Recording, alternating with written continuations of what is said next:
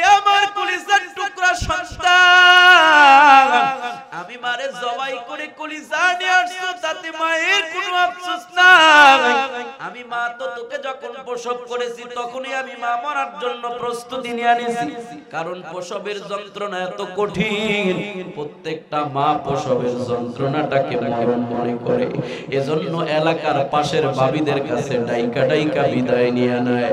এমনকি স্বামীর হাত ধরে কয়, প্রাণের স্বামী গো, এটাই মনে হয় আমার মরণ, আর মনে হয় আমার জীবিত থাকা হবে না। ও প্রাণের স্বামী, তুমি আমারে ক্ষমা করে দিও। মায়ের কলিজা থেকে ঠিক এই কথাগুলো ভেসে আসতেছে, আমার সন্তান, আমি মা তো দুনিয়াতে তোরে একটু দুনিয়ার আলো বাতাস দেখানোর জন্য আমি মায়ের থেকে কলস কলস রক্ত জড়াইছি, কলস কলস রক্ত জড়াইছি। আমি মা এটাকে মরণ মনে করে তোর জন্য মরণের প্রস্তুতি নিয়ে নিছি। আমি মা বিনিময়ে আমি মা চাইছি দুনিয়ার তোরে একটু আলো বাতাস দেখানোর জন্য, দুনিয়াতে আনার জন্য। এ আমার সন্তান, আমি মারে জবাই করে কলিজা নিয়ে আসছো, তাতে কোনো আফসোস নাই। মায়ের কলিজা থেকে আওয়াজ আসতেছে, আমার সন্তান, তুই যে হোঁচট খায়া জমিনে পইরা গেছো, সন্তান তুই পইরা যা ব্যথা পাইছনি। আল্লাহ নবী অদূরে দাঁড়ায় দাঁড়ায় চোখের পানি ফলায়, আর ঘটনা দেখে আমার আল্লাহকে ডেকে বলে, আল্লাহ, একটা মায়ের কলিজার মধ্যে আপনি সন্তানের জন্য কেমন ভালোবাসা দিলেন। সন্তান মাকে জবাই করে মায়ের কলিজা নিয়ে আসছে, অথচ ওই কলিজা থেকে সন্তানের ভালোবাসার আওয়াজ আসতেছে। ও আল্লাহ, একটা মায়ের অন্তরে আপনি কেমন প্রেম আর মুহাব্বত আর ভালোবাসা সন্তানের জন্য আপনি দান করলেন। আল্লাহ ডাক ডাক, ও পয়গম্বর মুসা, এবার তাহলে আপনার প্রশ্নের জবাবটা শুনেন। আপনি তো জানতে চেয়েছেন আমি আল্লাহ আমার বান্দা বান্দিরে কতটা ভালোবাসি, সেই ভালোবাসা আপনি মায়ের মধ্যে দেখলেন। আমি আল্লাহ ভালোবাসা আর মুহাব্বতের 100টা ভাগ করে 99 ভাগ মুহাব্বত আর ভালোবাসা আমি আল্লাহ আমার মাঝে রেখে দিয়েছি। একটা ভাগ মুহাব্বত আর ভালোবাসা দুনিয়ার সমস্ত মাখলুকের মাঝে ছড়ায় ছিটিয়ে দিয়েছি।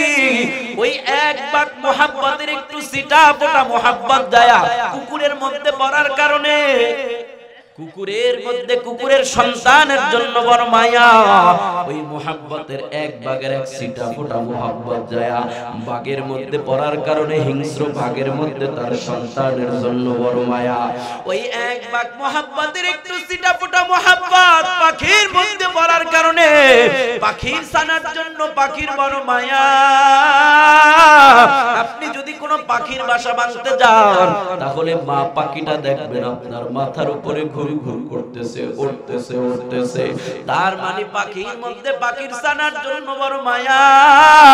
ওই এক ভাগ মুহাব্বতের একটু ছিটা ফোটা মুহাব্বত মায়ের অন্তরে পড়ার কারণে মায়ের অন্তরের মধ্যে সন্তানের এত মুহাব্বত, এত মুহাব্বত, মায়ের কাটা কলিজা থেকে সন্তানের ভালোবাসার আওয়াজ আসতেছে।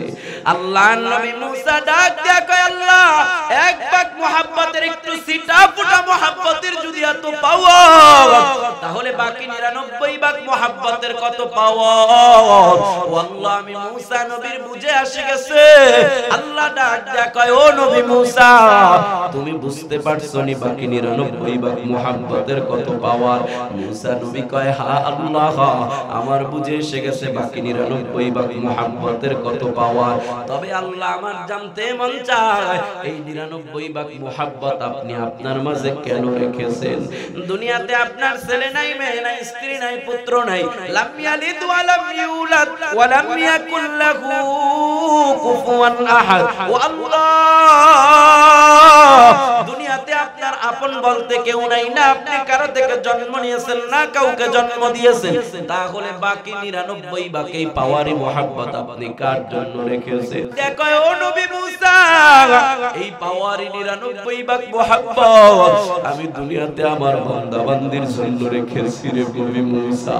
আল্লাহ নবী মুসা ডাক দেখো, আল্লাহ, আপনার বান্দা বান্দিকে এই 99 ভাগ পাওয়ারি মুহাব্বত দিয়ে আপনি কি করবেন?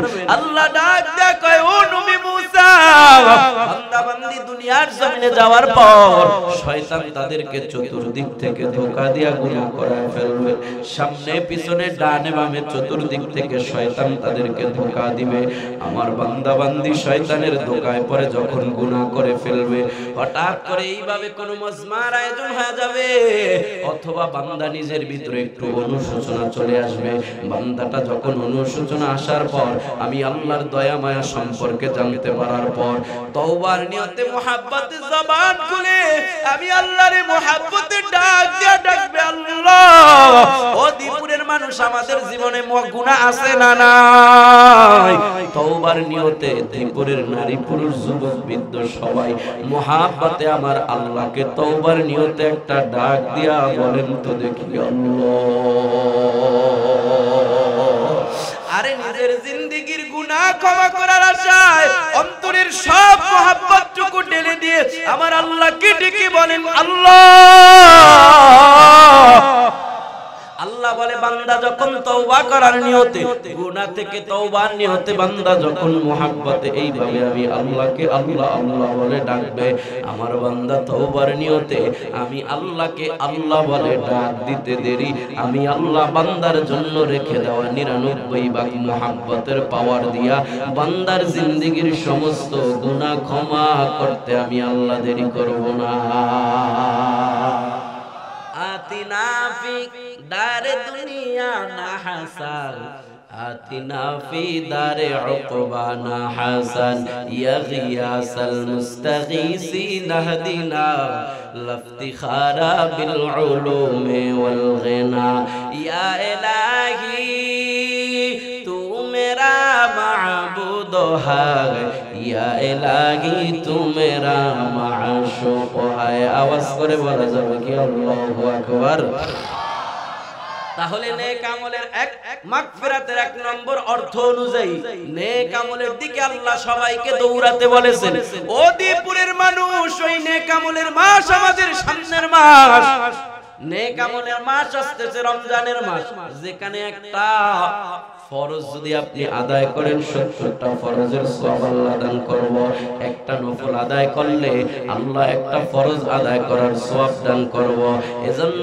আল্লাহ নবী শাবান মাসে উম্মতকে উদ্দেশ্য করে বলেন আহসু হিলালা শাবান আলি রমাদান শাবান মাসের তারিখগুলারে গণনা করো কেন লি রমাদান রমজানের জন্য তার মানে রমজানের এত গুরুত্ব যেই মাসে নফলের দাম হইল ফরজের সমতুল্য ওই মাস আসার আগে ভালো করে ওই মাসের প্রস্তুতি নিয়ে নাও কোন বিষয়ে আপনি সফলতা অর্জন করতে চাইলে ওই বিষয়ে আগে থেকেই আপনাকে পূর্ণাঙ্গ প্র্যাকটিস করে নিতে হবে 30টা দিন না খেয়ে আল্লাহর জন্য রোজা রাখতে হবে রাতের বেলা 20 রাকাত তারাবিতে মালিকের কুদরতি পায়ে সিজদা দিতে হবে ও বান্দা আগে থেকে যদি তুমি অভ্যস্ত না হও বান্দা তোমার জন্য হঠাৎ করে জিনিসটা বড় কঠিন হয়ে যাবে এজন্য নবী আমার রজব আর শাবান মাসকে বড় গুরুত্ব দিত রমজানের প্রস্তুতির জন্য এই দুই মাসে নবী আমার বেশি বেশি করে নফল ইবাদত করত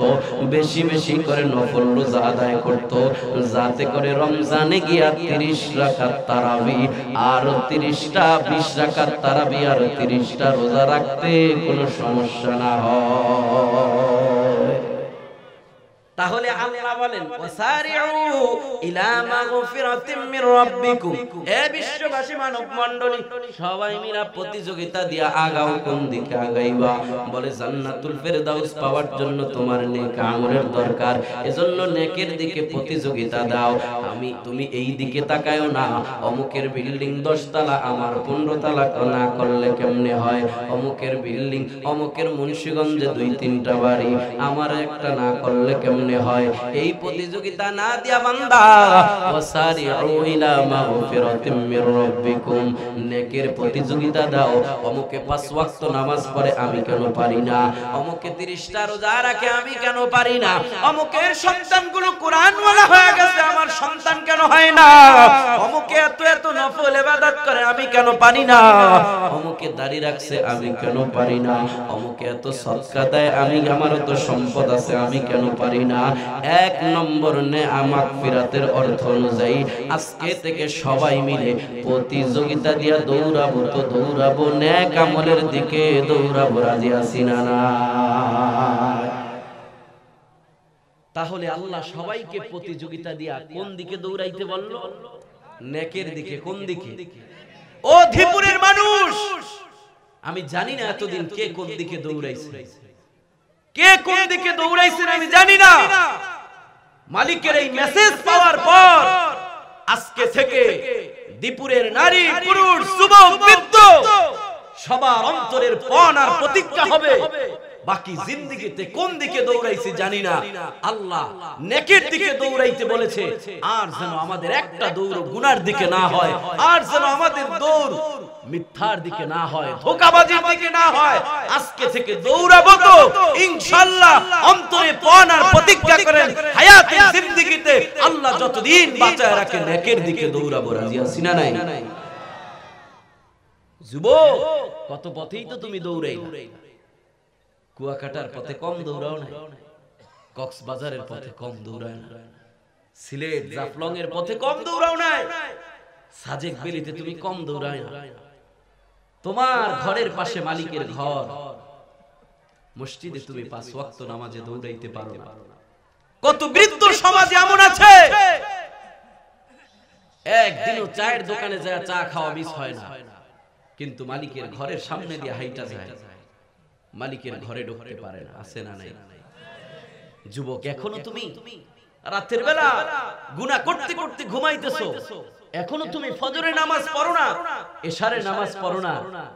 যুবকরে যদি বলি, যুবক ভাই নামাজ কেন পড়ো না? বলে হুজুর আরেকটু বয়স হোক, আরেকটু বারবার্তিক হই, বিয়ে শাদী করি, তারপরে ইনশাআল্লাহ একবারে মুসল্লি হয়ে যাব। আরে বাপ, তোমাকে আরেকটু বয়স হওয়া পর্যন্ত সময় দিল কে? তোমাকে কে দিল? তোমাকে আরেকটু সময়, আরেকটু বয়স্ক হওয়া পর্যন্ত সময়। তুমি কি দেখো না তোমার সমাজের কত মানুষ তোমার চাইতে কম বয়সের, কত খেলার সাথী পড়ার সাথী কবরে চলে গেছে? এখনো ঘুমাও, এক ঘুমেও তো তোমার জোহরের সময় জানাজা হইতে পারে। কেমন করে ঘুমাও তুমি, কেমন করে ঘুমাও তুমি, ফজর করে কাজা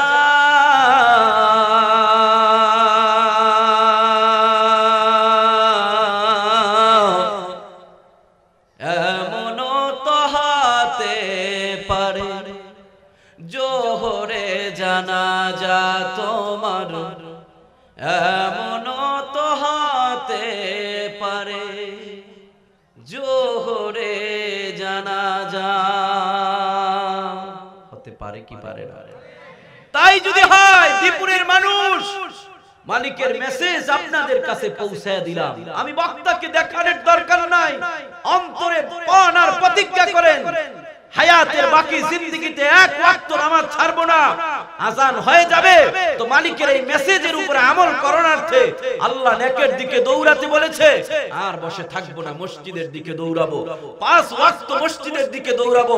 এখন থেকে নিয়ত করেন 5 ওয়াক্ত নামাজি হয়ে গেলাম। আগামীকাল থেকে নয়, এখন থেকে ময়দানে অন্তর ভেঙ্গে তওবা করে নিয়ত করেন, আগামী ফজরের আগে যদি আপনি মারা যান, আল্লাহর কাছে নিয়ত করার কারণে আল্লাহর কাছে 5 ওয়াক্ত নামাজি হয়েই আপনি উঠবেন। দৌড়াবো ইনশাআল্লাহ, 5 ওয়াক্ত নামাজে দৌড়াবো ইনশাআল্লাহ। সামনে রমজান আসতেছে, বাপ কত সময় ব্যস্ততার কারণে সারা দিন খাবারের আপনার খবর থাকে না। দুনিয়ার পেরেশানিতে যদি আপনার খাবারের খবর না থাকে, আমার মালিক আপনাকে 1 মাস 30 দিন রোজা রাখতে বলছে, জাহান্নামের ভয়ে অন্তত পক্ষে 30টা দিন আপনি রোজাটা রাখেন। আল্লাহ নেকের পথে দৌড়াইতে বলেছে, তো 30টা রোজা রাখা নেক না গুনাহ? তাহলে নেকের পথে এই রমজানে রোজায় দৌড়াবো তো ইনশাআল্লাহ। আর 30 দিনের তারাবি পড়বো তো ইনশাআল্লাহ। নাকি প্রথম দিন যায় একবারে ভিড় করে আসবো, আবার মাঝখানে যায় একদিন বান দিমু, পরে শেষ দিন একবারে যায় মোটামুটি 3 মাথায় 3টা বান দিয়া পুরা রমজানের তারাবি আটকে এলাম? না, মানে অবস্থা তো তাই হয়, প্রথম দিন জায়গাই হয় না। মসজিদে জায়গাই হয় না, এরপরে যে কমতে থাকে। মাঝে মধ্যে এমন অনেক সময় গ্রামে এমন হয় নামাজের সময় হয়ে গেছে, হুজুর একামত দেওয়ার লোকও পায় না, কারণ মুয়াজ্জিন নাই। মহিলারা অনেকে এসেছে, শুধু কি পুরুষেরাই নাকের দিকে দৌড়াবে নাকি মহিলারাও দৌড়াবে? কথা কয় না।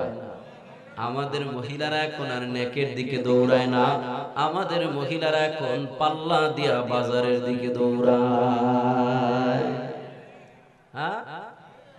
মহিলারা এখন আর স্বামীর খেদমতের দিকে দৌড়ায় না। এখান থেকে মাহফিল শেষ করে গভীর রজনীতে বাড়িতে যায় যদি বলেন স্ত্রী গো অনেকক্ষণ সুবহানাল্লাহ আল্লাহু আকবার বলাতে গলায় পিপাসা লেগে গেছে, এক গ্লাস পানি দাও।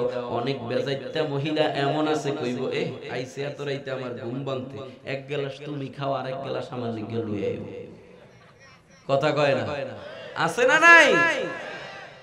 ধীপুরের পর্দা নারায়ণের মা আমার বোন, না না এমনটা কইরেন না, কারণ এমনটা যদি করেন তিরমিজি শরীফের হাদিস, নবী আমার বলেন কোন স্বামী যদি তার স্ত্রীকে ডাক দেয়, যে কোনো কারণেই ডাক দেখ না কেন, যে কোনো সময় ডাক দেখ না কেন, হোক না সেটা আনন্দ করার জন্য যদি হয়, আর স্ত্রী যদি স্বামীর কথাটাকে প্রত্যাখ্যান করে সাথে সাথে তার মুখের উপরে না বলে দেয়, এতে স্বামীর অন্তরে যে কষ্ট যায়, এই কষ্টটা যতক্ষণ স্বামীর অন্তরে থাকবে ততক্ষণ পর্যন্ত ওই নারীর উপরে আল্লাহ এবং সমস্ত ফেরেশতার পক্ষ থেকে গজব নাজিল হয়। খালি কয় ঘরের মধ্যে শান্তি নাই, আরে শান্তি আসবে কোত্থেকে? মহিলার উপরে তো 24 ঘন্টা গজব করতেছে। কথা কয় না। হ্যাঁ, মহিলাকে ব্যাপারে ভালো করে কইয়া যায়, আর পুরুষ এমন বেজাইতে আছে কথার আগে পিছে খালি আগে কিল মারে, এমন পুরুষ নাই? অহম যে মহিলাকে কইতে আছি অন ভালো কইরা কই। মহিলারা যেমনটা ওয়াজ শুনবে আমল করবে, দোষ খালি মহিলার নয়, এমন পুরুষও এলাকায় আছে বউরে কথার আগে পরে পিঠের মধ্যে কিল মারে। পুরুষেরা আপনারাও ভালো করে শুনে রাখেন, নবী আমার জানায় দেয় যে বান্দিটা, যে মহিলাটা যার স্বামীর ব্যাপারে আল্লাহর দরবারে সাক্ষী দেয় আল্লাহ আমার স্বামীটা বড় ভালো ছিল, ওই স্বামীটাই জান্নাতে যেতে পারবে। আর যার ব্যাপারে ঘরের স্ত্রী ভালো সাক্ষী দিবে না, তার জান্নাতে যাওয়া কঠিন হয়ে যাবে, কারণ ঘরের স্বামীর ব্যাপারে কেউ না জানলেও মহিলা ভালো জানে, ঠিক কিনা? এজন্য দোষ আপনাদেরও আছে, কথা হলে না। আমি মনে করি এই মহিলারা কথা না শোনার ব্যাপারে পুরুষের সবচেয়ে বড় দোষ, কারণ যখন বিয়া করছেন তখন তো দিনদার দীক্ষা করেন নাই, খালি দেখছেন মাইয়ার বাপের কি আছে, ইটালি ফাড়াই। কথা কয় না, ইটালি ফাড়াইব কিনা এটা দেখছে। যতটুকুনিয়া বিয়া করে বড় লোকের মাইয়া, বাবার টাকার জোরে বউয়ে ঘুরায় কানে দইরা রে, ঘুরায় কানে দইরা। ওরে বউয়ের কথায় ওঠে বসে যদিও কানে মোচড় খায়, হায় রে হায় দুঃখে পরাণ যায়। বর্তমানের মানুষদেরই কি যে হইল হায়, ওরে হায় রে হায়। আছে না নাই? এই যুবক যারা আছো, যুব সমাজের মাহফিল, নিয়ত করো বিয়া করার সময় যৌতুক নামক এই পায়খানা খাবা না, যৌতুক নামক বিষাক্ত ছবলে তুমি আক্রান্ত হবা না। কোন কোন যুবক আছেন যে বিয়ার সময় ইনশাআল্লাহ যৌতুক নিব না? হাত উঠায় আল্লাহর দেখান, নারায়ে তাকবীর, নারায়ে তাকবীর। বুইরা চাচা হাত উঠায় দিছে, দেখছো? যা খাইছেন না, উনি হাত উঠানোর একটা নিয়ত আছে। উনি হাত উঠাইছে এই জন্য যে ওনার সন্তানের যখন বিয়া করাইব তখন যৌতুক নিব না, ঠিক কিনা বলে? অথবা নিজে যদি আরেকটা করে আর কি, তো সমস্যা কি? চারটা তো জায়েজ আছে, ঠিক কিনা বলে? হাসার জন্য বলি না রে ভাই, বাস্তব কথা এইগুলো। নবী আমার বলেন, ও বান্দা ভালো করে শুনে রাখো, পদ্মার মা বোনরা আপনারাও নেকের দিকে দৌড়াবেন। 5 মিনিটে আপনাদেরকে নেকের 4টা পথের কথা বলবো। কিয়ামতের ময়দানে দুনিয়ার নারী আর জান্নাতি হুরদের সাথে একটা বিতর্ক অনুষ্ঠান হয়ে যাবে। জান্নাতি হুরেরা ডাক দিয়ে বলবে, দুনিয়ার নারীদের চাইতে আমরা উত্তম, আমরা একটা সেকেন্ডের জন্য মালিকের নাফরমানি করি না, অতএব আমরাই দুনিয়ার নারীদের চাইতে উত্তম। দুনিয়ার নারীরা ডাক দিয়া বলবো জান্নাতি হুরেরা, না না না না, আল্লাহ আমাদেরকে অনেক ব্যস্ততা দিয়েছে, তোমাদের কোনো ব্যস্ততা দেয় নাই। এক কাজের জন্যই বানাইছে, তোমরা এক কাজই করো। আল্লাহ আমাদেরকে দুনিয়াতে কত ব্যস্ততা দিয়েছে। আমাদের স্ত্রী হয়ে আমরা স্বামীর খাবার জোগাইতে হয়, পাকাইতে হয়, সন্তান লালন পালন করতে হয়, সন্তান স্কুলে মাদ্রাসায় যাবে ব্যাগ গুছিয়ে দিতে হয়, ঘর দুয়ার ঝাড়ু দিয়ে রাখতে হয়। এত ব্যস্ততার পরেও যখন আমরা মালিকের ইবাদত করি, অতএব আমরাই তোমরা জান্নাতি হুরদের চাইতে উত্তম। আর সে আজিম থেকে আমার আল্লাহ ডাক দিয়া বলবে, জান্নাতি হুরেরা শুনো, দুনিয়ার সব নারীরা তোমাদের চাইতে কম দামি নয়, আবার সব নারীরা তোমাদের চাইতে উত্তম নয়। চারটা গুণ যেই নারীর মধ্যে থাকবো, চারটা খাসলত, চারটা গুণ, চারটা অভ্যাস যে নারীর মধ্যে থাকবো, ওই নারীটা জান্নাতি হুরদের চাইতে উত্তম হয়ে যাবে। পর্দার আড়ালের মা আমার বোন, দীপুরের মহিলারা গো, ভালো করে শুনেন, আল্লাহ আপনাদেরকে নেকের দিকে দৌড়াইতে বলেছে, আপনারা নেকের দিকে দৌড়াইবেন এই চার পথে। নবী আমার বলেন, মান সাল্লাত খামসাহা, যে নারীটা 5 ওয়াক্ত নামাজ পড়বে, ওয়া সামাত শাহরাহা, যে নারীটা রোজা রাখবে, রমজানের রোজা রাখবে, 5 ওয়াক্ত নামাজ, রমজানের রোজা। মহিলাদের ব্যাপারে বলে নামাজের অলসতা আছে, মহিলারা দুপুরের খাবার দাবার পাকায়া একেবারে পাতিলের কালি নিয়ে দাঁত মাজতে মাজতে গোসল করে আইতে আইতে দেখে আসরের সময় হয়ে গেছে।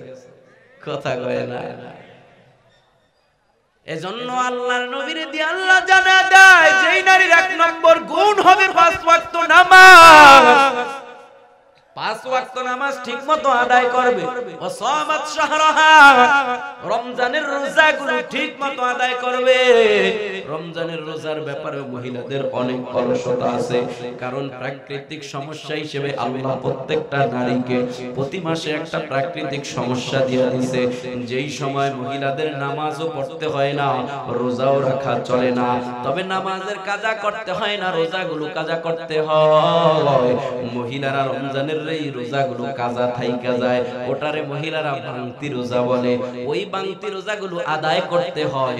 মহিলারা এই ব্যাপারে এত অলস, রাখবো রাখবো রাখবো রাখবো করতে করতে আবার আরেক রমজান আইসা পরে আগের রমজানের বাংতি রোজা রাখা হয় না, আছে না?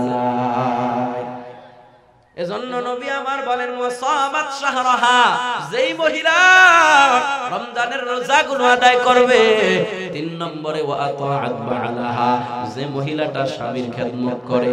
আজকে সমাজের মধ্যে মহিলাদের স্বামীর খেদমতের বড় অভাব, স্বামীর সাথে ভালোভাবে কথা কয় না, অথচ অন্য পুরুষের সাথে মিষ্টি সুরের আলাপ আছে না? নবী আমার বলেন, ওয়াতাআত বালাহা, যেই নারীটা স্বামীর খেদমত করবে, স্বামীর বাধ্য হবে। ওয়া আহসানাত ফারজাহা, যেই নারীটা রমজানের, ওয়া আহসানাত ফারজাহা, যে নারীটা তার সতীত্বের হেফাজত করবে, স্বামীর অনুপস্থিতিতে নিজেকে অন্যত্র বিলিয়ে দেয় না, নিজের সতীত্বকে নষ্ট করে না, সতীত্বের হেফাজত করে। এই 4টা গুণ যেই মহিলার মধ্যে থাকবে, 4 পথে যেই মহিলা দৌড়াবে, 1 নম্বরে 5 ওয়াক্ত নামাজ, 2 নম্বরে রমজানের রোজা, 3 নম্বরে স্বামীর খেদমত, 4 নম্বরে সতীত্বের হেফাজত। এই 4 পথে যে মহিলা দৌড়াবে, এই 4 গুণ যেই মহিলার থাকবে, আল্লাহর নবী বলে ওই মহিলাটা জান্নাতি হুরদের চাইতে এত উত্তম হয়ে যায়। বান্দিটা যখন মারা যায়, কবরের মধ্যে যাওয়ার সাথে সাথে আল্লাহর ফেরেশতা ঘোষণা করে, ওরে আল্লাহর বান্দি, তুমি এত উত্তম, এত উত্তম, তুমি জান্নাতের ভিতরে ঢোকো। মিন আইয়ি আবওয়াবিন শাআত, জান্নাতের 8টা দরজা তোমার জন্য খোলা, জান্নাতের 8টা দরজার যে কোনো দরজা দিয়ে মন চাই তুমি জান্নাতের 8টা দরজা দিয়ে প্রবেশ করো। সুবহানাল্লাহ, আওয়াজ করে বলেন সুবহানাল্লাহ। এজন্য দীপুরের মহিলাদেরকে বলবো, এ পর্দার আড়ালের আম্মা জান, এই 4 দিকে 4টা গুণ আপনি অর্জন করেন, 4টা নেকির পথে আপনি দৌড়ান। পুরুষের আল্লাহ নেকের দিকে দৌড়াইতে বলেছে, আপাতত 5 ওয়াক্ত নামাজ, সামনে রমজান আসতেছে, এই দিকে দৌড়াবো, রাজি আছি না? আল্লাহ আমাদের সবাইকে কবুল করুক, জোরে বলেন আমিন।